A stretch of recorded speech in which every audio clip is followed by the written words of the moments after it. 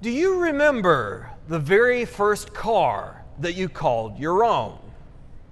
The make, the model, the year number, and even the memories and the idiosyncrasies or the things that were odd about that car.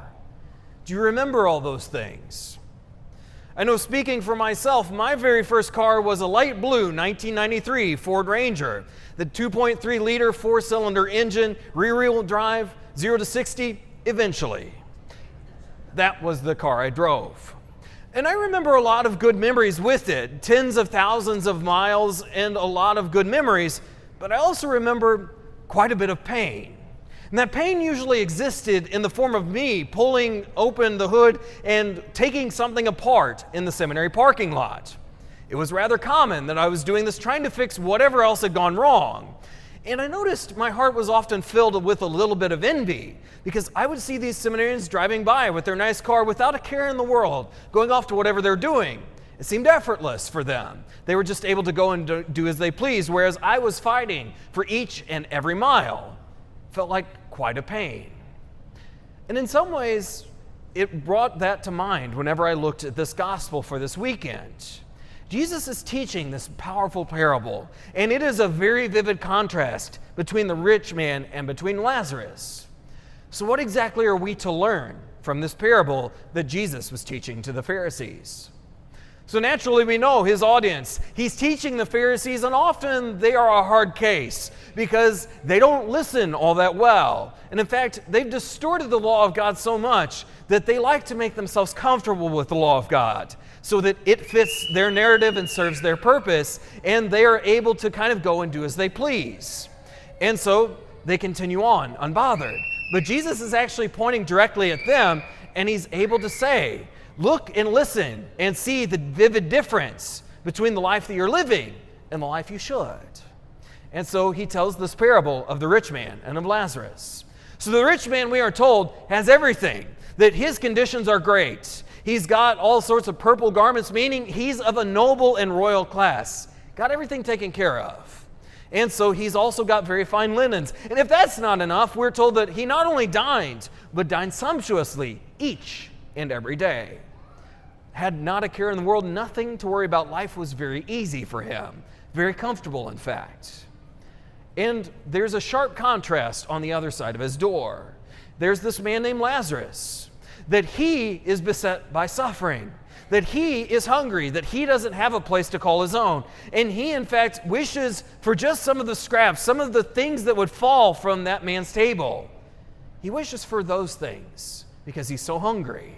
And life hasn't treated him well, so he's filled with sores, and his skin is rather uncomfortable. That we're told even dogs came to lick those sores. So badly had Lazarus been treated. And notice something profound here. Whenever we're addressing these two men, we know one name and not the other. And it's not the one we would expect. Because we would expect, being people of the world, to hear the name of the rich man. That's the way that we live. We know the people who are haves. We know the people who are rich. We know the people that have plenty of money to their name. That's just the way it works. It doesn't work that way for God. Because whose name do we know? The poor person, Lazarus, the one who has nothing to his name. That's the one we know. And notice we enter into this great equalizer, which is death itself. That it comes and it does not care if a person is rich or poor or anywhere in between. It tells us that all are on a level playing field. And then comes the great reversal, where Lazarus receives what is his due, and the rich man receives what is his. So we are told that Lazarus died, and he is carried by angels to the bosom of Abraham. He's making it his business that as poorly as life has treated him, to follow the Lord faithfully each and every day of his life. And so he's lofted away by angels very gently to the bosom of Abraham, to the kingdom of heaven, that place where he will now enjoy comfort. But what about the rich man? The rich man is not so lucky. He's not so blessed. In fact, this rich man, we are told, died and was buried. Just this kind of crude way to state it. And what's worse, he went to the netherworld. He was condemned to the pits of hell for the way that he lived his life. And so we're told he's in this place of torment. And he looks up, he raises his eyes, and he sees Abraham and Lazarus at a distance. And he calls out. Does he call out for scraps from the table? No, he calls out for something much less. He calls out for something that he needs, that he is in such great torment and agony for all of eternity. He wants just a simple drop of water. And Abraham tells him, I can't provide that for you. That as much as there was a chasm that was erected between you and Lazarus, that door, there's a chasm that's even greater here. And so he can't satisfy that longing. But then he continues on. He thinks to himself, well, if I'm in torment, maybe I'll finally bother myself to care about the people around me, maybe even my brothers. Send Lazarus to warn them. Tell them lest they come to this place of torment. And Abraham says, well, they've got Moses and the prophets. Let them listen to them. He says, oh no, they need someone to rise from the dead. They'll listen to that. And Abraham, he says this powerful line. Did you catch it? If they will not listen to Moses and the prophets, neither will they be convinced if someone should rise from the dead. Now that someone isn't actually Lazarus. That's a strange way of Jesus foreshadowing his death on the cross and rising from the dead. And he is actually giving a glaring indictment to the Pharisees. So if you haven't been convinced this far, you're likely not going to be convinced. When I suffer, I die, and then I rise again. You may not be convinced with that either.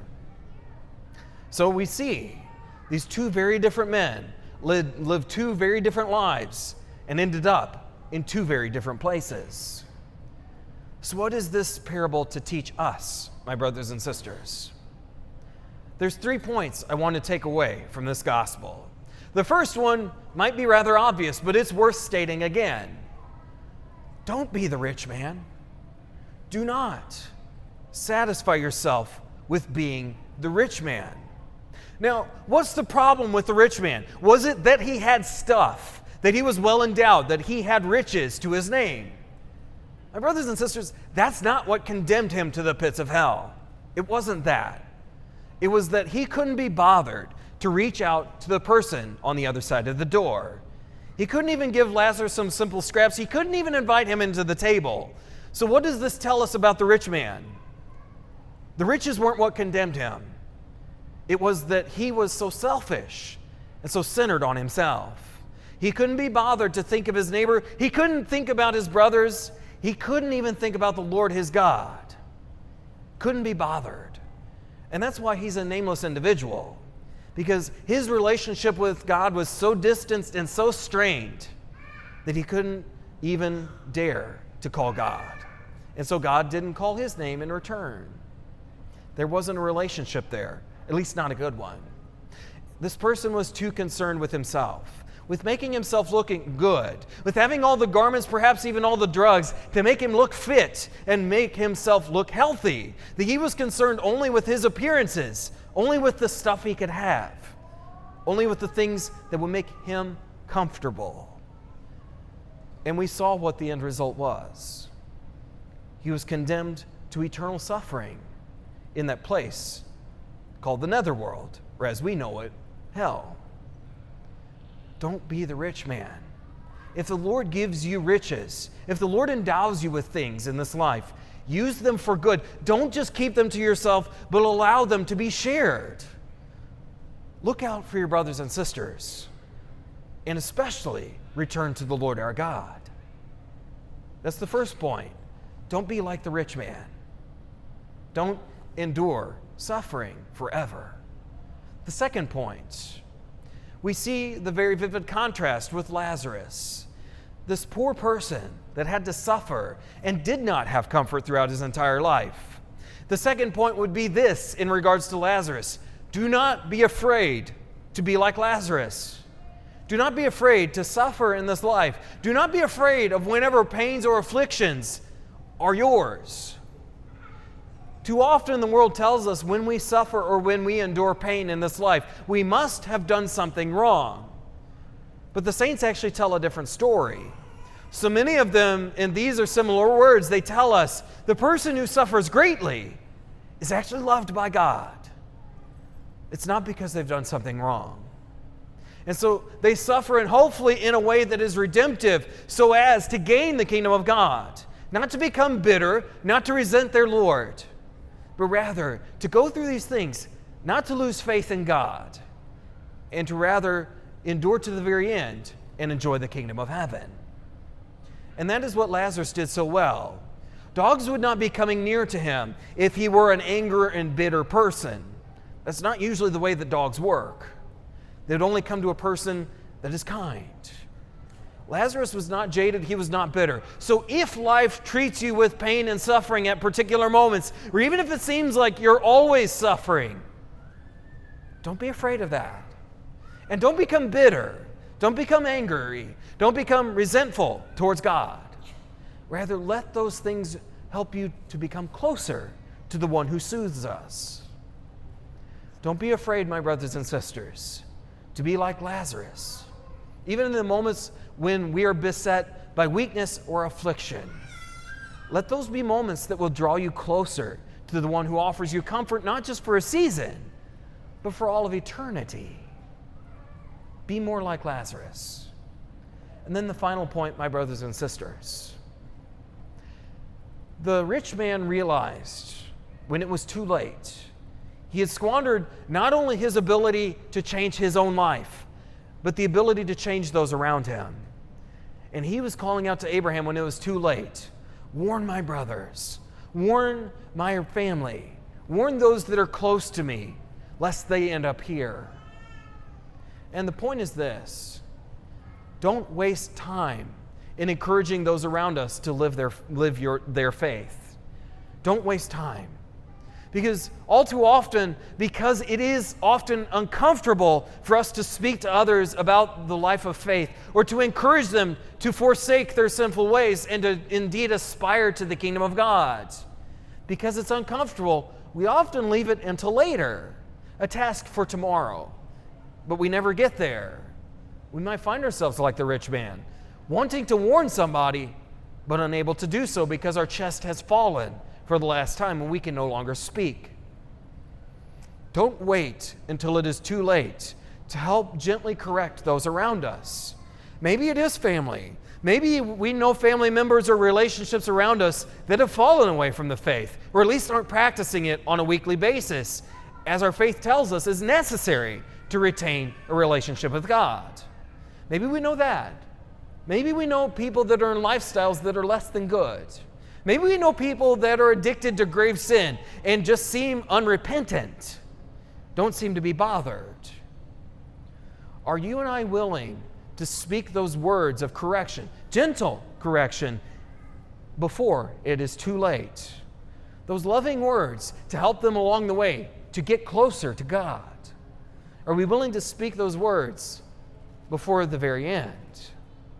We have the opportunity now, my brothers and sisters.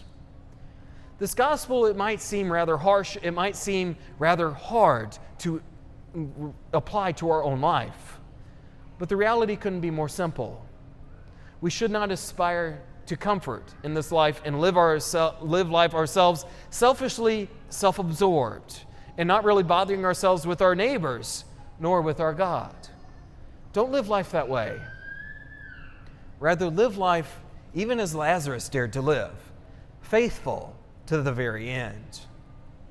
Sometimes life might seem like we're driving a 1993 Ford Ranger and we're having to fight hard for every single mile towards the kingdom of heaven. But the end will be worth it. I promise you, my brothers and sisters. Don't live life like the rich man. Live life like Lazarus. Be faithful so that one day we can all be united at the bosom of Abraham in the kingdom of heaven.